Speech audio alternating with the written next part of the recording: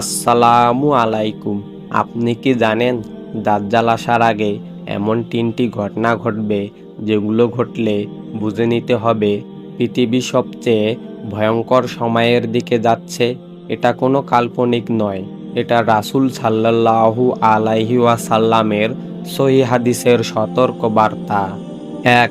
এলেম উঠে যাবে, অজ্ঞতা ছড়িয়ে পড়বে।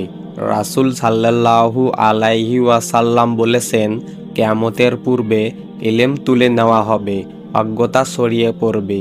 সহিহ বুখারী, মুসলিম। আজ মানুষ সব জানে মনে করে, কিন্তু আল্লাহর দ্বীন সম্পর্কে জানে খুব কম। ২. ফিতনা এত বেশি হবে যে সত্য মিথ্যা আলাদা করা কঠিন হবে। রাসূল সাল্লাল্লাহু আলাইহি ওয়াসাল্লাম বলেছেন, ফিতনা অন্ধকার রাতের মতো ছড়িয়ে পড়বে। সকালে মানুষ মুমিন থাকবে, সন্ধ্যায় কাফের হয়ে যাবে। সহিহ মুসলিম। মানুষ সত্য জানবে কিন্তু মানবে না। ৩. দুনিয়ার প্রতি অতিরিক্ত ভালোবাসা। রাসূল সাল্লাল্লাহু আলাইহি ওয়াসাল্লাম বলেছেন, তোমরা দুনিয়াকে ভালোবাসবে আর মৃত্যুকে ঘৃণা করবে। আবু দাউদ, সহিহ। দাজ্জালের সবচেয়ে বড় অস্ত্র হবে দুনিয়ার মোহ। প্রিয় দিনী ভাই ও বোনেরা, এই 3টি আলামত আজ আমাদের চোখের সামনেই ঘটেছে।